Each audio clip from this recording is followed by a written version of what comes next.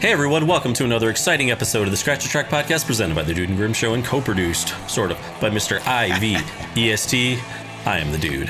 And I am Grim. And today, the one and only Revolver is the topic of discussion. Yes. Wow, man. I'd Excited say for this one. The biggest, I mean, and we were talking about this a little bit offline, but probably the single biggest shift. A lot of people cite Rubber Soul as a turning point, but I agree with you. This is much more of a turning point in my eyes. Yeah, to me, it definitely is, I feel like a much larger leap for them. Mm-hmm. Just look at the cover. None of the covers looked like this before. They were all like pictures of them. Not that there isn't pictures in there, but not like this. Yeah. Well, and I think a lot of people almost consider Sgt. Pepper to be like their first like psychedelic album or something like that. Yeah. And, you know, this one really has, I think that one goes like fully psychedelic. This one has so many elements to it where they were spending so much more time in the studio. Mm-hmm. And I think the jump from Rubber Soul to Revolver is much bigger than the jump from Revolver to Sgt. Pepper. As far as the progression goes. Now, we should say, well, right off, this is their 7th studio album, released August 5th, 1966. And we are talking about the UK version, correct, Grim? Because I don't think there was a difference at this point. The US version, dude, the US version omitted I'm Only Sleeping, And Your Bird Can Sing, and Dr. Robert. I didn't realize that. I guess I thought that because I know that once you get to Sgt. Pepper, that's done. They just are what they are at that point. But I didn't realize that Revolver still had that. Yeah, no, Magical Mystery Tour was still weird and messed up too. Oh, the US version. Yeah, the Magical Mystery Tour, I believe, in the US version included like all the singles and stuff like that too. So, and I think in the UK it might have been considered more of an EP, and in the US it was more of an LP. But we know there's a lot of Super Beatles fans down there. What jackass ever thought that was a good idea? Because I don't think it is. Well, here's the thing. It's not a good idea, but what they released in the United States, I believe, was also a record later that year that was, I believe, called Today and Yesterday. Yesterday and Today. Yeah, I have that. Yesterday and Today. So the thing with Yesterday and Today is that includes these 3 songs that were omitted from the US version. It's a very interesting mix. You know, the Yesterday and Today, the songs that are on there. It's a weird mix of songs. But it's some of the singles from this era too, right? Like Paperback Writer and Rain and sure. But it also had like Act Naturally. Mm-hmm. Yeah. And it's like what's going on here? I did think that this was a little short when I listened to it yesterday. I will say. And now I actually, for the first time, have to rebuy a Beatles record. There you go. Well, now let me ask you, and we'll probably get into this. It's a good segue. Are you going to get the new 2022 Giles Martin demixing technology version? Yes. And since we just created our own segue, why don't we talk about that for a second and a little bit what that is? It's if people aren't familiar with it, essentially, Giles Martin was working with Peter Jackson on the Get Back documentary, and one thing Peter Jackson wanted to do was, and he had an audio person kind of try to figure this out, was during that footage, a lot of times they're talking over each other playing, and so you can't really hear what they're saying. And what he wanted to try to do is find a way to separate that audio from the actual playing.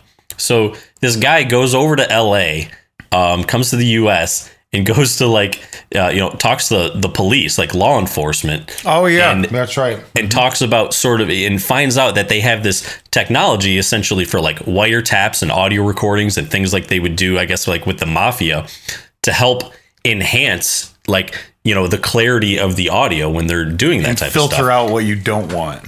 Exactly. And so he essentially was able to do that for the documentary, but Giles Martin sent him, I believe it was Taxman, right? Like, and said, hey, I'm going to send you this and see what you can do with it. Now, maybe Grim, you want to explain a little bit how, Revolver was originally tracked and recorded. The height of technology at this point was a 4-track recording machine.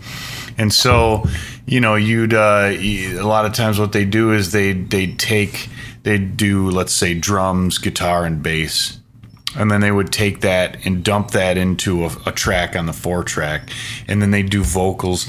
So what you ended up with was some things are separated, but really there's a lot of limitations, because whatever you did for that mix of guitar, bass, and vocals that's just kind of how it is. And it's all on a single channel. So you can't pan things, and that's why some of the panning on their stuff around this period is a little weird, because of the way they would track things, and they'd move things onto one side, and then so it really wasn't a good balanced stereo sound as we think about it. Right. Well, and I always thought that was weird too, because I was like, oh man, this is actually, okay, this is weird. Maybe they were just trying to be kind of like real trippy and edgy, right? Like, hey, we're just going to put the drums on the left channel, right? Like they're just going to be over there. And it was always interesting because, back in the day before a lot of Bluetooth and headphones, like if you were listening to a Beatles record and you had your headphones plugged in, but then the mini cable kind of partially came halfway out and you like lost a channel, like half the song would be missing, right? Like it would always have like a weird sort of effect. And I can certainly say I just listened to the 2022. I listened to both actually.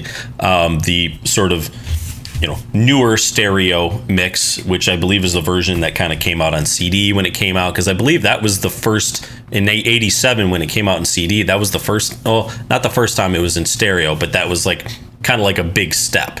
And then they had this 2022 release, and I was kind of able to compare them, and you can definitely tell that the newer one is definitely it's spread out more. It's balanced much better.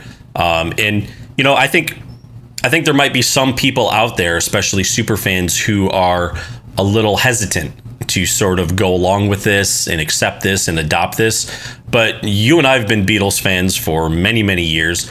And I just thought this was a sort of a really cool thing, a very cool technique to do. And it uncovers a lot of clarity and a lot of things that maybe have been lost over the years or a little muddied up. Oh, yeah. There were things that I just had not heard before. And the vocals, I mean, there's just everything has just a richness to it that I don't think it had previously. Yeah, and I watched and I think you did too, an interview with Giles Martin discussing this technology, and I thought he used like kind of like a perfect analogy, and this is also for people who are, a remaster is different than a remix. And the analogy he used was kind of like with a car. Yeah. He was like, a remaster in an analogy with a car is like, hey, you have a car, it's a little beat up. Okay, you're going to polish it and clean it up and make it look nice. The actual like remix is basically taking the car apart, cleaning everything up, and then putting it back together. And I thought he really kind of hit the nail on the head. Well, yeah, because ultimately with a remaster, you're only going as far back as that finished stereo file. That's what you're working with is making that better. But yeah. And instead of even going back just to having the 4-track tape, I mean, the fact that they were able to like isolate these sounds. And so first he was able to get the drums and the bass and the guitar, for example. And then I think what he said was he could actually go into the drums and get the drums on their own too, which is, I mean, it's because the example they used was being able to hear a squeak on Ringo's pedal. Just unbelievable. I would love to see that technology in action. I mean, it's, to me, like, again, like we had the car analogy. Another analogy I use, it's like, dude, it's like me handing you a baked cake and you handing me back flour and water and sugar, you know what I mean? Yeah, like it's kind of like what that is. It's pretty really wild, something. man. But that is an interesting thing, and I haven't listened to any of the other remixes, but I would be interested after hearing this, I must say. Yeah. So so a lot of people, from what I read, when this came out in 1987 on CD, that's when the US got like the full kind of like UK version. So is that what's on yours? Yes. This is like what the original UK version was, and includes those 3 songs, which I forget the titles right now. I guess it was I'm Only Sleeping, And Your Bird Can Sing, and I believe it was Dr. Robert. I mean, geez, those are 3 hard songs to leave off the album. Yeah, I feel like I really got gypped, man. Yeah, well, so did the rest of America. But So essentially what happened, though, dude, is in 87, that's when people in the US really got sort of introduced to this, heard it mostly like this as an album for the first time when it was released on CD.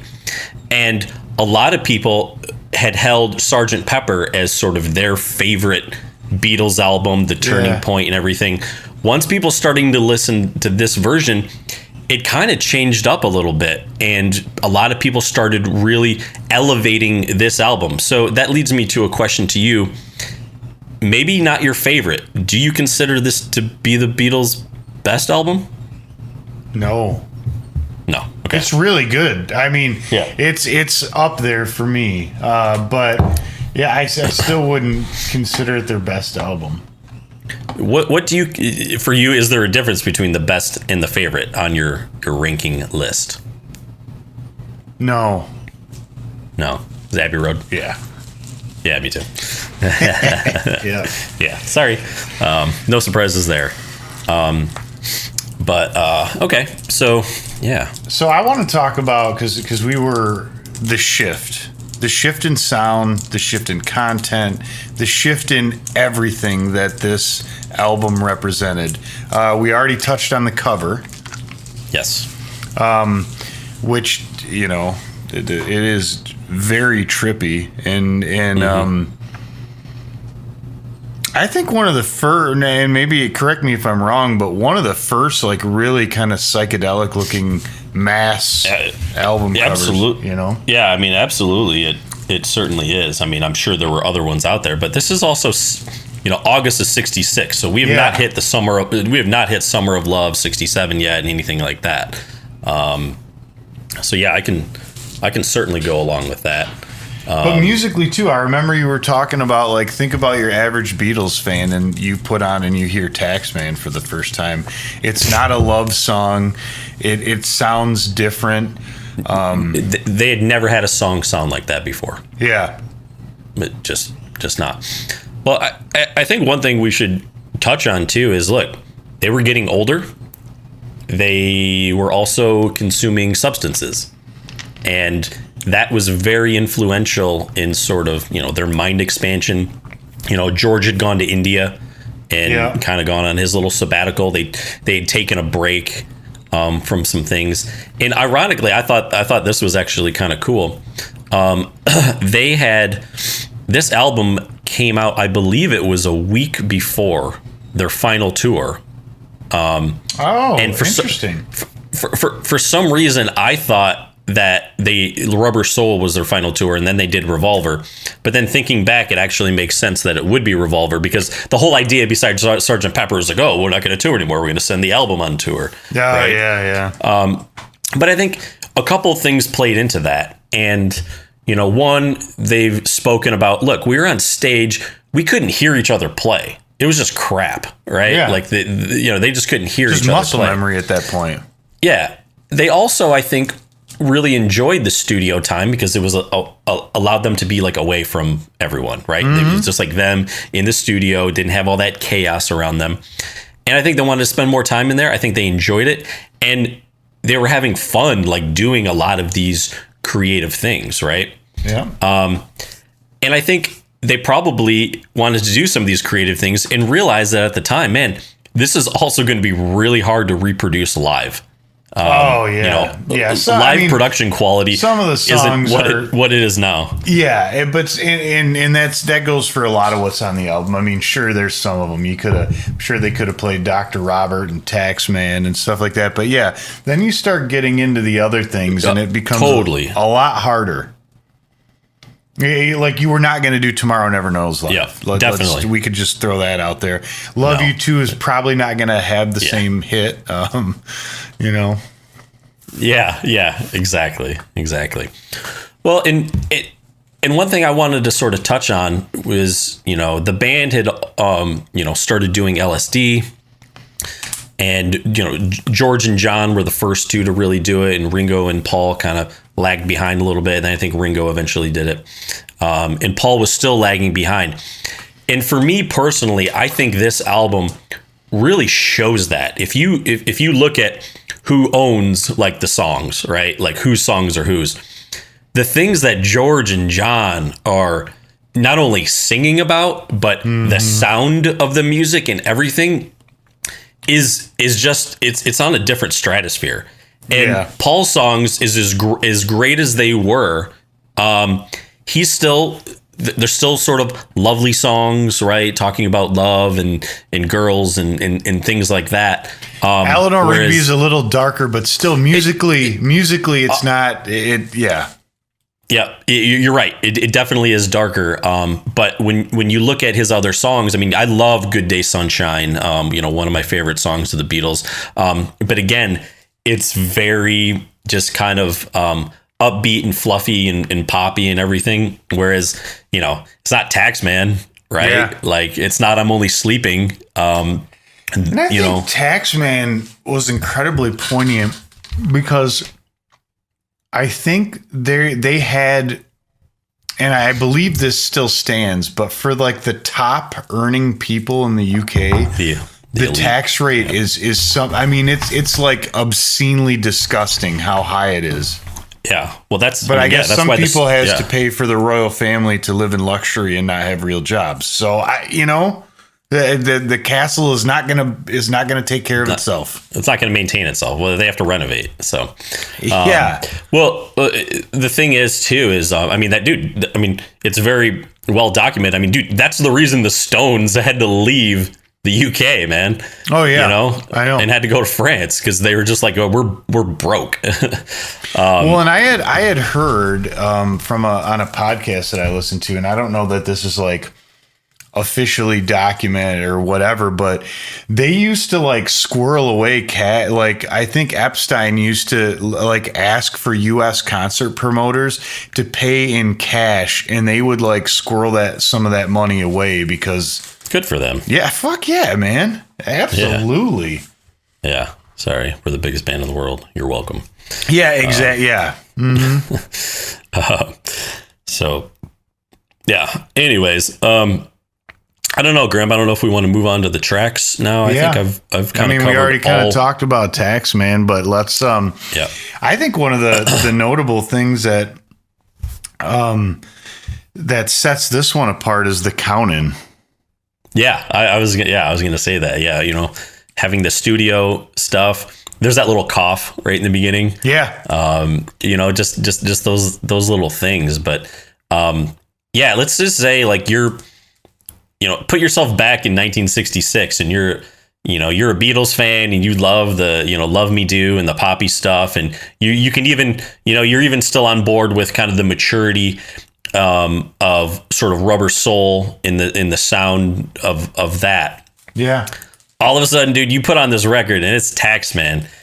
Like, I don't know. I think that certainly, definitely a turning point in their sound where, I think they could have lost, and probably did lose a lot of fans. This was also during the time of, John making his Jesus comments and, people having rallies and burning Beatle records, which is, real smart. Yeah. Yeah. Well, it really proven a point. It is really proven a point. But another thing is the I've always seen lists of like people, the best guitar solos of all time. Now, usually, although technically maybe not the most amazing thing incredibly creative and different. But the Taxman solo, I just remember always ranking fairly high on those sort of lists. I could see that. So then track number 2, we move along to Eleanor Rigby. Definitely, a darker song. It's pretty much Paul singing. I think George and John do some background vocals, and then it's just pretty much just violin and different, I guess sounds of that. I mean, it's it is interesting. I'm wondering, like, to play this live, like, how would you just do it with the keyboard? Well, yeah, or just because I've heard, I believe there exists versions where it's like a demo and he's just playing it on acoustic guitar. Sure. Yeah. I think there is actually in the Beatles anthology, they do have a little thing where he's sitting there and he is playing it. But I thought it interesting. The George Martin was sort of inspired by Bernard Herrmann's strings in the movie Psycho. Yeah, with the those sharp kind of piercing, punches, right? Yeah, it's I never made that connection, but then I read it and I started thinking about it. I was like, yeah, that does make a lot of sense. It does make a lot of sense. Yeah, and it's, I don't know, it's just an interesting, because although, like what you said about usually you equate the song's ownership as the one who's the main singer. Right. Because everything's under Lennon McCartney. Now, with this being a Paul song, this is, I'd say, the only notable departure from like Happy Good Times. I mean, this is a pretty dark song. It is very, very. I thought it was interesting too. They said that essentially when he was writing it, they were at, he was with a group, I guess, and they were at John's house and he had the first verse down, and George is the one who came up with, look at all the lonely people. Oh, really? Yeah. So, he doesn't get co-writing credit, but it's probably okay. George did just fine. Yeah. Interesting. Yeah. Then we move on to I'm Only Sleeping, which is, might be my favorite song on the album. It's a good one. Yeah. I mean, aside from it being my scratch. No, just kidding. Yeah. Other than that. Yeah. This was an interesting one. And apparently they recorded this song at a faster tempo and then slowed it down. And they did something on this song that they do on several songs on the album. And that is, what do they call it? It's basically it's artificial double tracking of the voice. So the vocal track is run through a very short tape delay, and it just makes it sound, it just offsets it enough so that it kind of gives the impression of that there were two vocalists, or at least it feels like two tracks of it. Right. Yeah, I think that, it's pretty cool. I love the sound and the effect of it. This is, in my mind, a very, very just psychedelic song. It's, I can't believe that, it's not on the US pressing. Having the reverse guitar playing in it, and I don't even want to talk about that anymore. I'm so pissed off. It's ruined my whole day. Dude, I'm about to burn a Beatles record. This shit. Yeah, there you go. I was Revolver. Gonna say. Gosh. Well, dude, I mean, one of my favorite parts is I love the way the vocals sound when he comes in after the bass riff and keeping an eye on the world going by my window, and then as you noted, and I hadn't ever heard this before. But the yawn is fantastic. So if you're listening to this, wait just before you hear the second time before they sing, keeping an eye. Oh yeah. Going by on the world going by my window. You hear a yawn, and it's pretty sweet, man. I thought it was very cool. And definitely just those little things, like adding those types of elements, it just sets this album apart from all of its predecessors. And they kind of would do that throughout the rest of their albums, sprinkling little things in here and there. Now we get to the song Love You Too, which is very heavily influenced by George's time in India and the sort of the Eastern philosophies that he'd been sort of getting into. Far from far from it. Yep.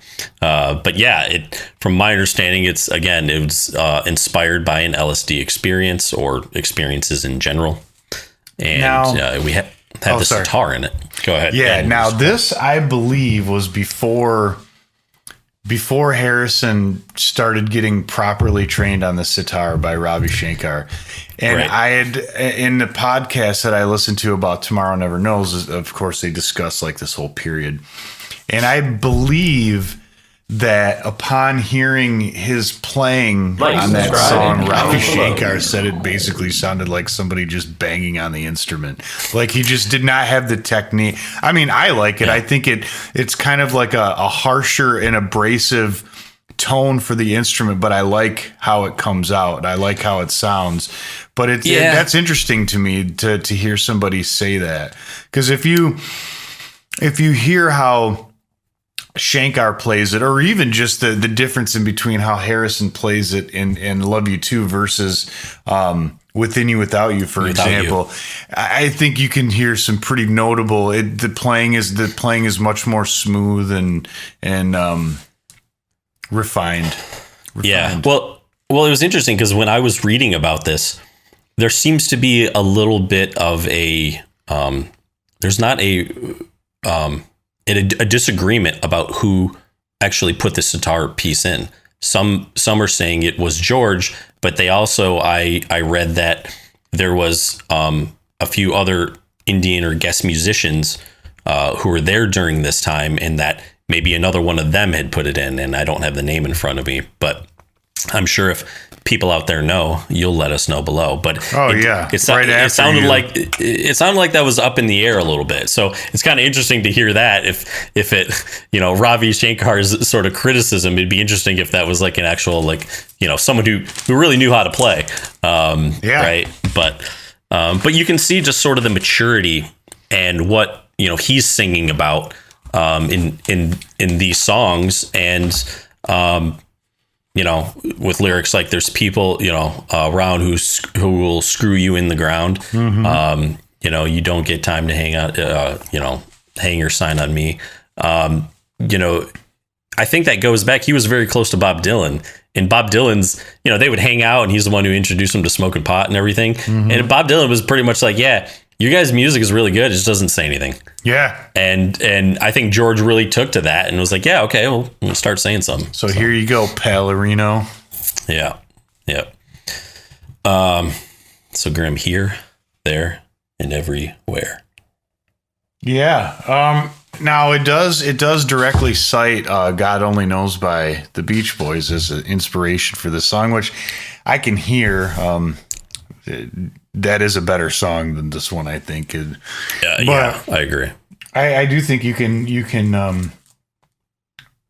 hear this. You can definitely hear that. But to me, this is definitely the slowest thing on the album. It's 100%. Yeah. Yeah. I mean, it certainly is.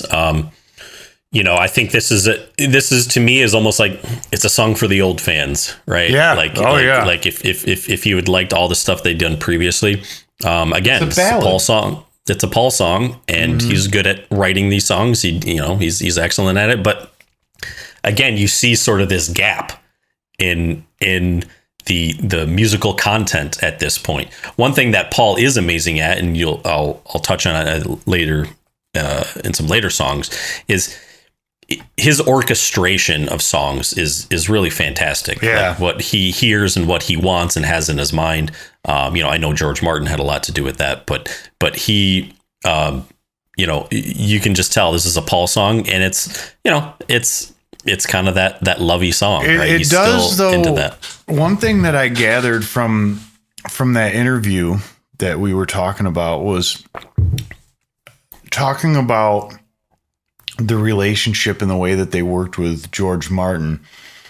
And it sounds like Paul and probably George more so had those ideas of how it should sound, what they wanted, where Lennon would just have this abstract kind of shit, like I want it to sound orange, or Right.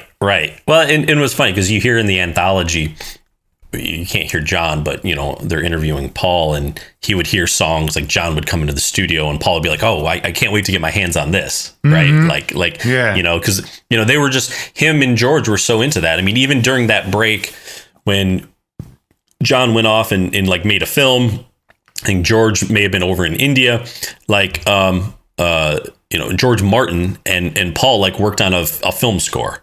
Like that was like, I think just kind of their thing and how their kind of minds worked. I think they saw the whole picture more than, if John would write something, not to say that he didn't know what he wanted, but he maybe was not as clear and was just like, well, let's do this and try how this. To express it. Yeah. I think they just approached, the song creation just differently, which is another great thing that makes them the Beatles. Yeah. Now, Graham, then move on to Yellow Submarine, which is now. I have a question right off.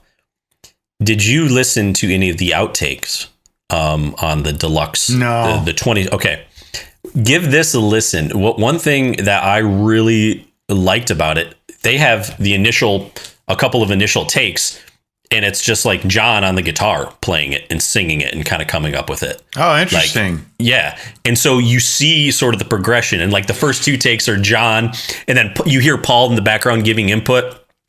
And then like by the third take, they kind of have more of a song and Ringo is singing it. But it was so interesting just to hear like John playing this and singing this. I thought it was really, really cool. That's one thing I've always liked about the anthology. The movie, but the record, like I don't know if they ever pressed that on vinyl, but at least the CD versions.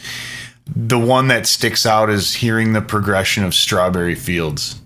Sure. And that was super interesting because it's just Lennon on an electric guitar, clean, just plunking around, playing and singing it. And then by like I'm sure it was more than 3 takes, but whatever cuts they chose show a real interesting progression of how the thing builds up. And well, one thing I like that they've done in these, if you get their deluxe editions and special editions, it's cool to hear the progression of those songs. Now, some of the Bob Dylan editions that I've had and listened to, a lot of his recording, they would just record it live, right? Like, hey, we're just so the outtakes that they have it's pretty much just like another like, hey, we could have used this version, another version of the song. So you don't get the arching, build in creative process. So that's one thing I really appreciated about this. Now this song is very different. I mean, especially for the time. I mean, it's got all these weird sound effects and everything, and it's a great little sort of sing along, right? Oh, like that's what I think of it as. I musically, love all the sound effects. The sound effects are great, but instrumentally, nothing really dazzles me, I guess I would say. The song just kind of marches along, like it's kind of it's kind of what it is. It's almost like, to me, I put it sort of on par, or although I do like this song better because of the almost like obviously cartoon elements, but sort of that animated sound effects and things we get. For some reason, I group this in like Octopus's Garden, like in the same sort of family, right? Yeah. Yeah, they would give the happy kid-sounding songs to Ringo, and exactly, like Act Naturally too. So then we're gonna finish with side 1 with She Said, She Said, which is also the last song they recorded for the album. Oh, interesting. Yeah.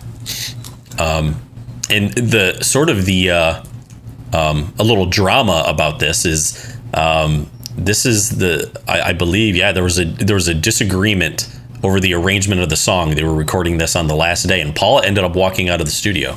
And so they finished the arrangement or song apparently without Paul. So. Oh, interesting.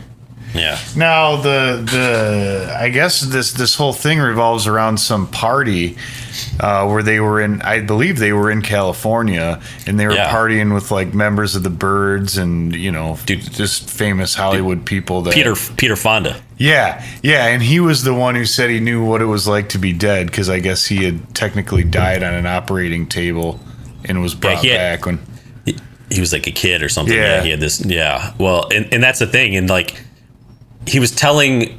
Because George was saying, like, oh, my God, I think I'm dying.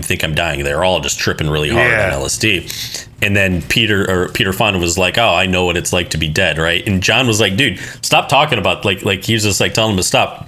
And then John said something to the effect of, like, you're making me feel like I've never been born. Yeah. Now, I believe this is the way Peter Fonda tells it in either an article or a biography or autobiography that he has. So I don't want to just quote that as fact because I don't think I've heard any of the Beatles tell it that way, but that's what Peter Fonda said anyways. So, but it is cool, man. I like how it sort of tells this. It's kind of like this story conversation, have like a back and forth a little bit, right? Like that's what's. But I can't. Sometimes I can't really understand it. Is it contentious or is it? You know what I mean? Is it what? Well, I think part of it is, because they were tripping. It's like the conversation on acid. I did hear, though, that going along with that story, that John Lennon eventually asked Peter Fonda to leave the party. So you could say that it maybe was contentious or became contentious. So yeah, interesting. All right, we're going to flip to side 2. Yeah. I wish I had the right cut, but yeah. Which is Good Day Sunshine. I like this. I think it's a good way to start side 2. It's very, I do too. I've always loved this song. I just love the, kind of the din din din din. It's got a, and I think great harmonies too. This came out in the summer of 1966. It said, it seems the album was August, but a good summer sort of song, Yep, absolutely. And I guess it said that Paul was influenced by the Lovin' Spoonful's Daydream. So that was part absolutely could see that. Yeah. But I just think, dude, you can't put this song on and just like not feel good. I right? know. I know. I mean, it's just that. And one thing I always love, and I love this in a lot of songs, is the saloon piano sound. It's just in the middle. It's such a nice touch. I'm a big fan of just that sound. I agree. Now, Grim, I believe this song is not on the one that you have, and that is "And Your Bird Can Sing." Talk about it.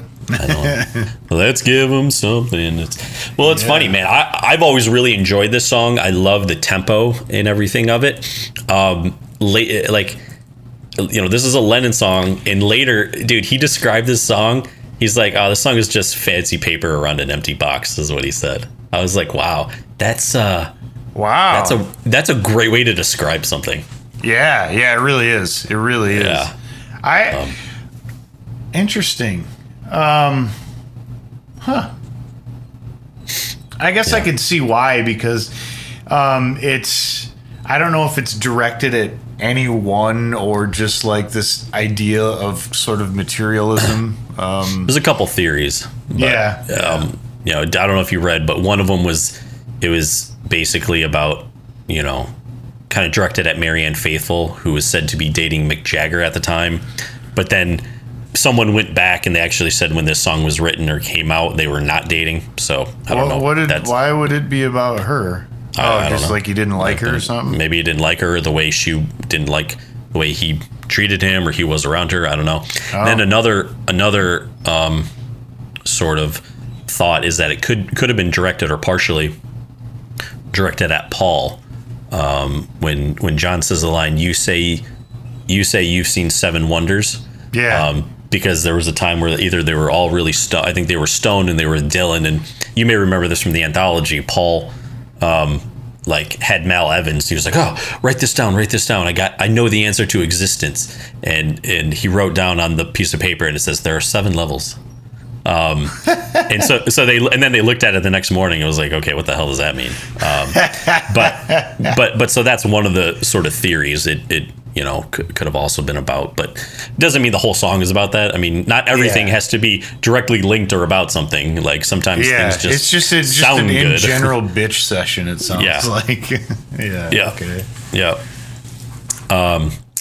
So I like the guitar riff, kind of harmonized. It's nice because they do the dual lead guitar parts and harmonize them a little bit. That's a nice touch.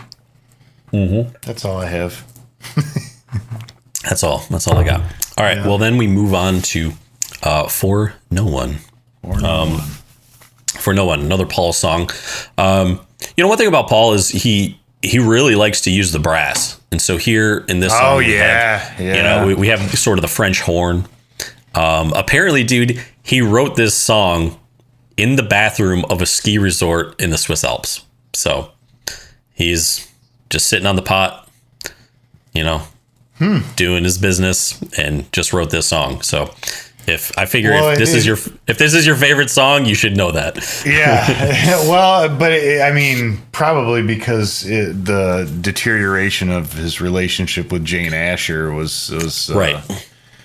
Which is interesting because there was a lot of history there that I did not know about. So he started dating Jane Asher pretty early on and actually went and lived with her family in London before they all lived or before they, lived there on their own. And her family was very much like intellectuals and introduced him to a lot of different people in London and just like, kind of brought him into a different social circle with interesting people. And, and then Jane Asher's brother, Peter Asher, he was in a group called Peter and Gordon, which you may have heard of. They were a duo. That song, I Don't Care What They Say, I Won't Stay in a World Without Love? Yeah. That was their big hit. McCartney wrote that song for Peter Asher. Ah, dude, that's great. Oh, there's a little golden nugget. Yeah, there you go, man. Yeah. Like and subscribe and comment below. All right.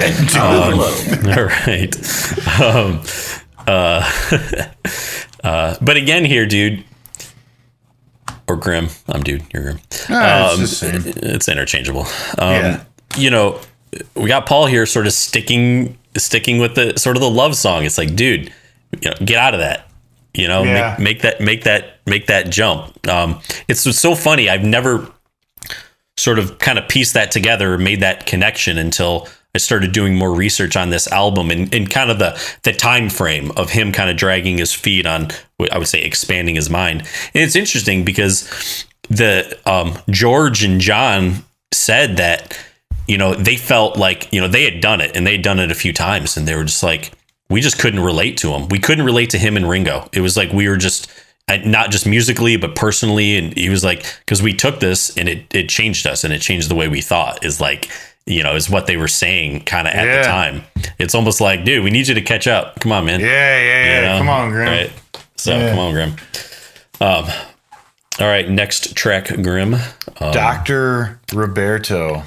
Dr. Bob. Now, this, I'm a little confused here because this talks about that the lyrics celebrate a New York physician who kind of gained, I don't know, infamy maybe for dispensing amphetamine and doses of amphetamines to his patients. Yeah.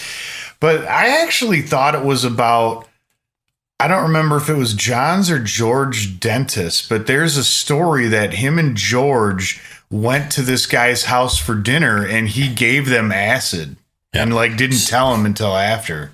Yeah. So, and I believe that doctor's name might've been Robert something actually, but, so to go along with that, it's one of those things that, like, just like we were talking about, whatever the song was, before, it's like not everything has a connection or a meaning, or it could have multiple things could be interweaved, right? Yeah, sure. And so there's speculation, just, there was an actual Dr. Robert or whatever in New York, or a doctor in New York. You're talking about the dentist, even Robert, Bob Dylan. You know what I mean? Like, just the influence that he had over. Yeah. making leaps and bounds here. He had such an influence. You need to jump to conclusions, man. Yeah, we do. Sounds like or a pet rock. Yeah, one of those. Those are great ideas. Yeah. I know what you mean, though. There's it's ambiguous enough where it can be about many things, but yet specific enough where you can point to certain things as well. Absolutely. So, Grim, I want to tell you. Yeah, I just want to tell you, dude. George gets a third song, man. Yeah, no kidding. Right, big step, big breakthrough for George. Again, I believe it inspired by experience with LSD. Wow. Okay. So really, his avalanche of thoughts that it was hard to express in words. Yes. I will say of his 3 songs on this album, I think this is my least favorite of those 3. Yeah, that's fair. But still a good song. I do like the dissonant chord on the piano. That's very dissonant. It's like it's just intentionally dissonant, and it's very noticeable and recognizable. But it's an interesting choice. Yeah, it is a choice. It is a choice. The choice is yours. Apparently, this song, this is the first time that Paul put in his bass part after the band had completed the rhythm track for the song. Oh, interesting. And after this and this process, it actually became very common for them to do that moving forward. So I was not aware of that. No. Go with the next track here, Grim. Got to Get You Into My Life. I feel like it has a very similar cadence to Good Day Sunshine, where it just kind of the way it sort of chugs along, right? Yeah. Now, if you listen to the words in the way I always did, you could again attribute this to being sort of about a woman, being a love song and everything. Paul has since said that it's actually about pot and being introduced to it and wanting it in his life, like wanting it all the time. Yeah. Paul has said that. This song is actually, he said it's about pot. Now, I would not make that connection in any means by listening to it. But once I read that and then you start listening to the lyrics, it's like, okay. It's like he tried it. He's like, oh man, I got to do this like all the time. Right. It's like, I got to get you into my life, but that's not a person. Funny. Yeah. So I'd never heard that before. I hadn't either. Very interesting. Because it could certainly be taken both ways. There's not, I feel like, I guess enough in my mind, enough like sort of innuendo to be like, oh, he's talking about pot or whatever there. I would have never thought that unless it was explicitly said in this case, which it was. So by me. Now, one thing that I think is interesting is that he was really influenced by the Motown sound and was trying to get that sort of a sound here. And I will say he does for an English rock band, I think they do a pretty good job of kind of getting that sound and like the way he sings, because he has an interesting voice where he can really kind of yell and be soulful and stuff when he wants to. And this is a good example of it. Absolutely. He's phenomenal at that. One thing I love about Paul is he can sing so many different ways. Like he really can. The way he uses his voice, he can really mix it up. I think he's just exceptional at that. Well, Graham, we're going to wrap it up here. Tomorrow Never Knows, the last song on the album, which was actually the first song that they recorded for the album. Dude, a really, really trippy song. Well, one thing that popped out to me, and I'm sure you're very familiar with this. Apparently, it was the first time that it was done to a vocal on a record. Was through the Leslie speaker, singing through the Leslie speaker. Yeah.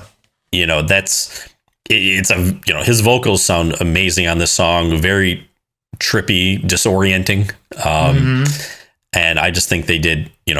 This song really fits and feels kind of like. It's like the first, but it's like the first kind of electronic song in the sense where it's primarily based off like tape loops and You know, because the whole basis of it is that drum loop.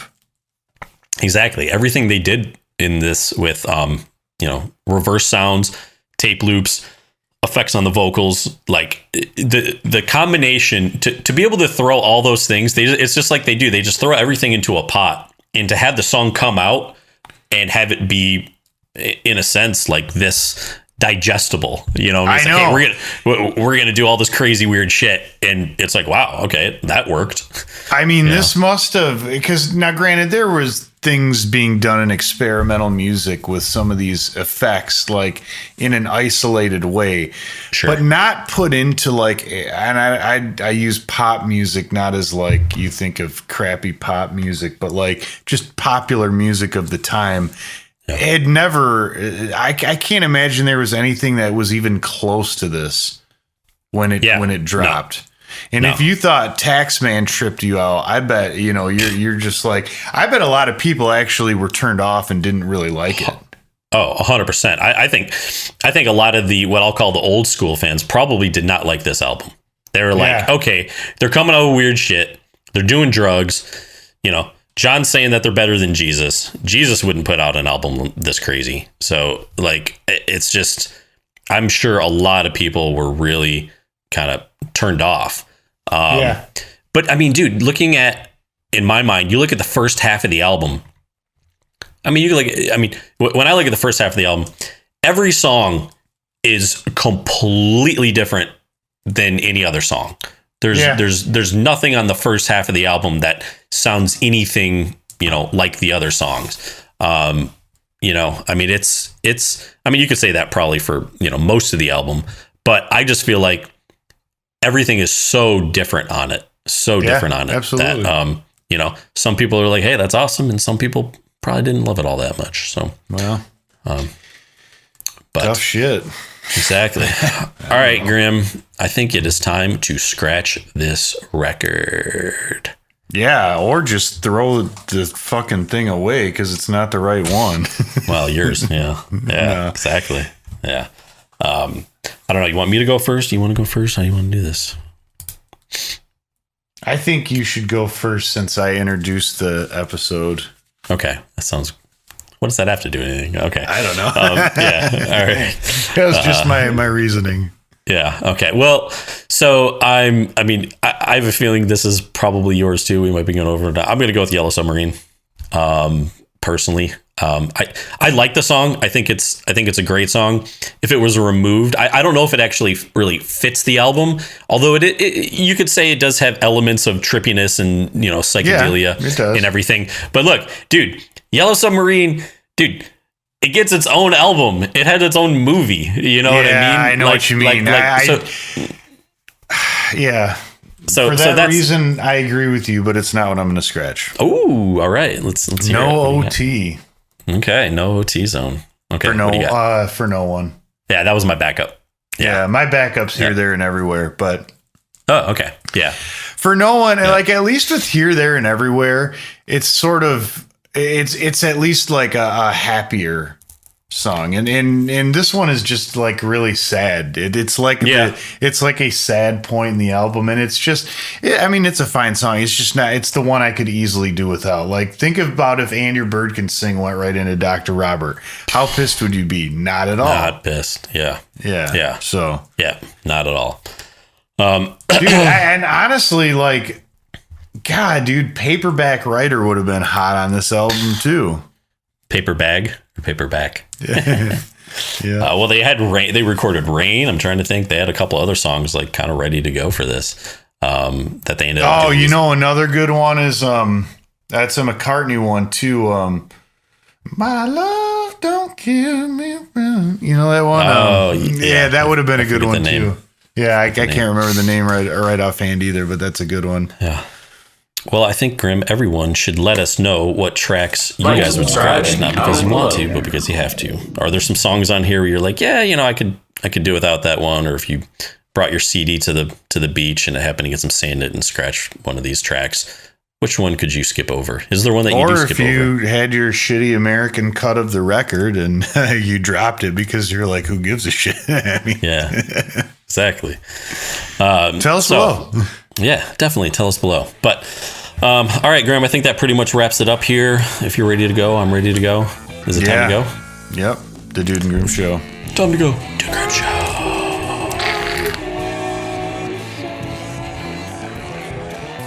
Scratch a Track is produced by the Dude and Grim. Additional music provided by Moore and the Tims. Copyright 2023. The Dude and Grim Show.